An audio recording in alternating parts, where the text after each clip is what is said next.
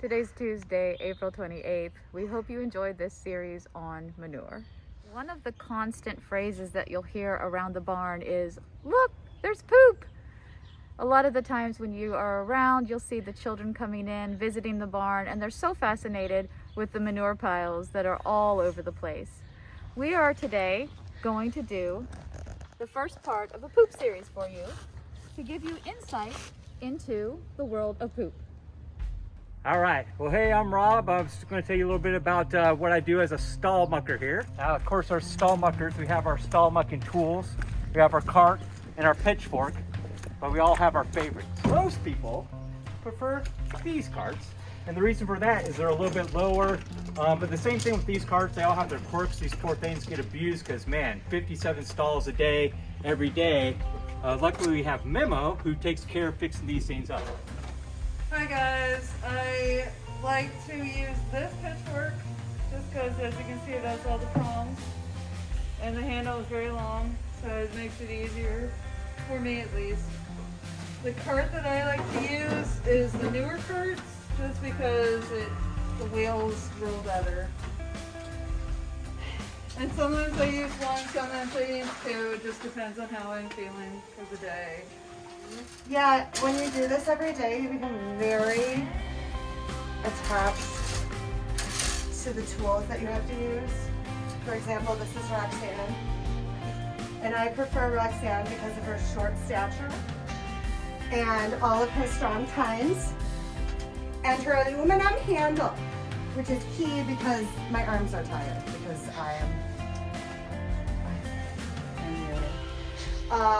so this is lighter than a wooden handle, and I have some of the smaller stalls that I clean on this side, Oliver and Ariel, which makes maneuvering in those tight spaces much easier with Roxanne's short stature.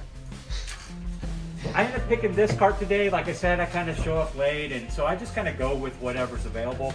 This cart, now this kind of sticks out a little bit, so I got to be careful. I don't want to, I've knocked my ankle on there before, and so I just make sure to kind of be wary of that. But this baby's got some good tires on her, and she rides low. Olia's turd technique. I have always taken horses out of their stall to clean their stalls. And since we have an empty stall, I take advantage of that. Bosley will just magically return to a super clean stall. Yeah, come on, buddy. Bella's got an especially challenging stall because she's a dunker. You're a dunker. Yeah, you dunk your hay, and that makes everything all wet, huh? That makes everything all wet, and then it's like very thick paste in here. That's why we use a shovel. Definitely not bad.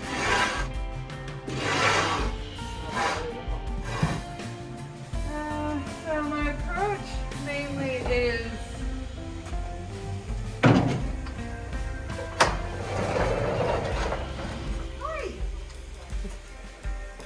I like to speak to them first because they usually look at me when I enter their stalls because they think I'll give them food, and sometimes I do.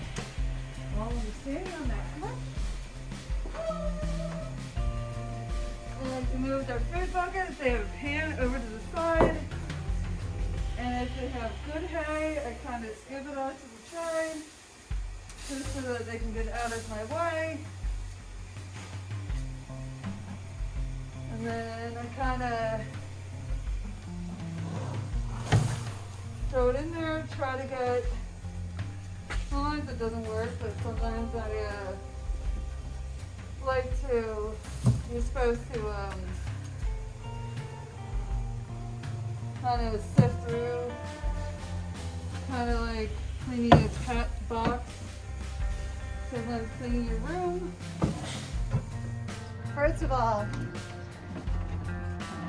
it's a pleasure to be an essential worker. It is, actually. How nice to have these dogs go. It gets me out of the house. Ooh.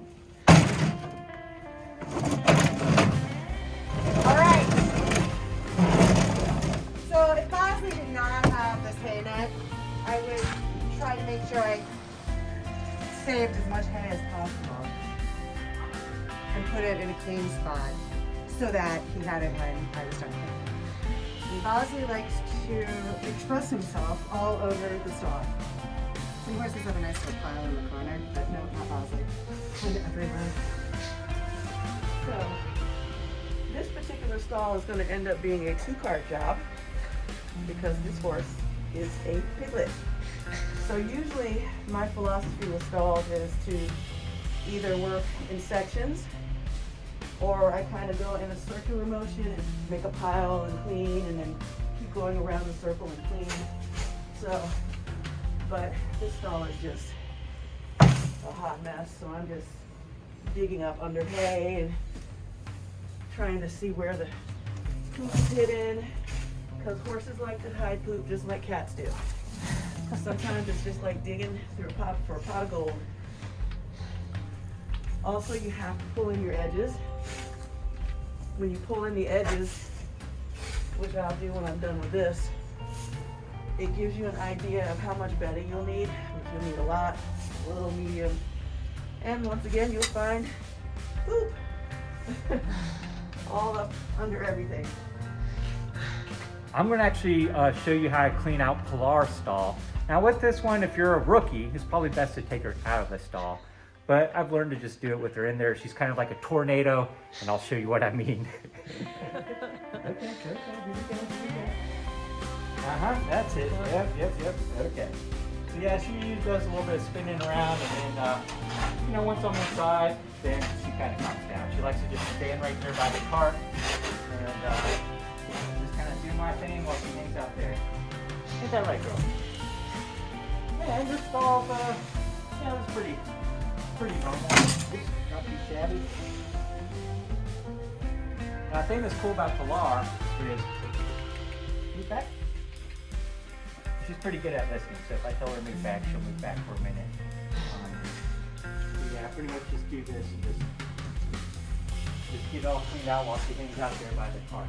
And yeah, sometimes she backs up, and gets a little bit skittish, or of course wants to eat her food, and I don't blame her, that's how I am.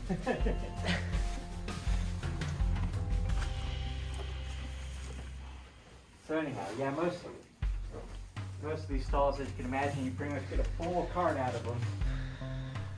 Lots of hay and lots of poop.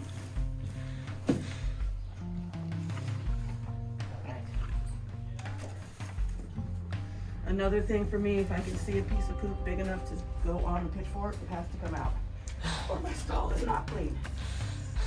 This stems from lots of stall cleaning competitions in my youth, where if they found even one small little piece of poop, you were out. So sometimes I get a little obsessed over that, and I could sit in a stall for hours. I will say this was a lot easier to do when I was in my 20s. I know most of you are probably very surprised to find out that I'm no longer. Surprise.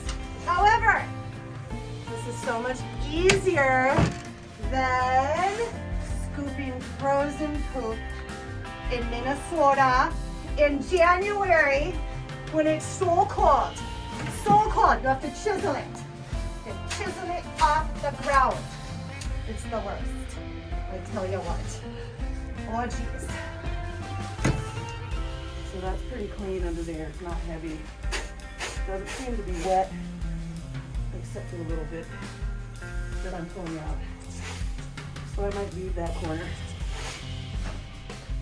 So that's really all my philosophy on stall cleaning, pulling in the edges, and getting out as much of the big pieces of poop as you can.